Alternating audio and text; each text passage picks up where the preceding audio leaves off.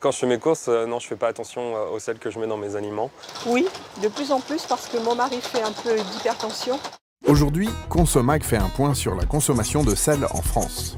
Malgré une baisse tendancielle au cours de la dernière décennie, la consommation moyenne de sel des Français est encore trop élevée. 8,5 grammes par jour au lieu des 5 grammes préconisés par l'Organisation mondiale de la santé. Ces chiffres ne tiennent pas compte du sel de nos salières, mais de celui qui se trouve dans les produits alimentaires prêts à consommer. Et rappelons-le, une alimentation trop riche en sel constitue un des facteurs de risque d'hypertension artérielle et de maladies cardiovasculaires. Le problème, c'est que la quantité de sel est difficile à connaître, sachant qu'au sein d'une même famille de produits, on peut avoir des teneurs très différentes. Par exemple, d'une boulangerie à l'autre ou même d'un pain à l'autre, les quantités de sel peuvent être très différentes.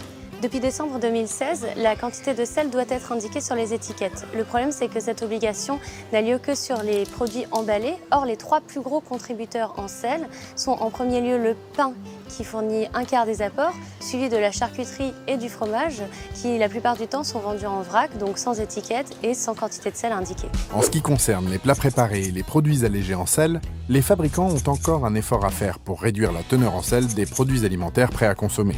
Le sel est un conservateur, notamment pour les charcuteries et les fromages, mais également un exhausteur de goût lorsque les matières premières ne sont pas de grande qualité. Enfin, le sel est addictif, plus on en mange et plus on a envie d'en manger.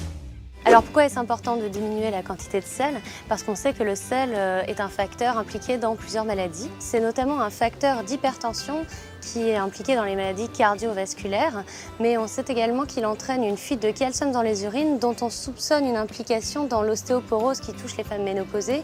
Autant de bonnes raisons de limiter ces apports, par exemple en évitant de ressaler systématiquement ces plats.